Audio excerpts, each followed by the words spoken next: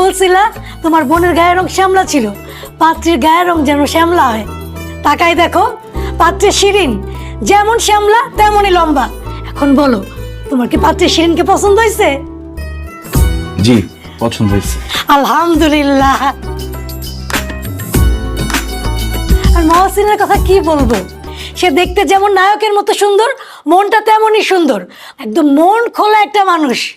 বোন শিরিন, তোমার কি মহসিনকে পছন্দ হয়েছে?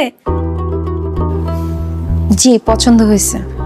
মাশাআল্লাহ, যেহেতু ছেলে মেয়ে দুইজন দুইজনকে পছন্দ করছে, তাইলে আর দেরি না করে বিয়ের তারিখটা ঠিক করে ফেলেন। বিয়ের তারিখ ঠিক করার আগে দেনা পাওনার হিসাবটা ঠিক করে নিলে ভালো হতো না? আচ্ছা ঠিক আছে, বলো তোমাকে কি কি দিতে হবে, কি কি নিবা তুমি? আমাকে কিছুই দিতে হবে না, বরং আমি আপনাদেরকে দিব। বলেন আপনারা কি চান? তুমি আমাদেরকে দিবা মানে? কি দিবা? এই বিয়েতে শিরিনের শাড়ি, গয়না, কসমেটিক্স সহ যা লাগে সব আমি কিনে দিব। বিয়ের অনুষ্ঠান করতে যত টাকা খরচ হবে সব টাকা দিব আমি। আর আপনাদের মেহমানদারি করতে, অনুষ্ঠান করে লোকজন খাওয়াতে যত টাকা খরচ হয় সব টাকা দিব আমি। মোট কথা, আপনাদের মেয়ের বিয়েতে আপনারা একটা টাকাও খরচ করতে পারবেন না, সব টাকা দিব আমি।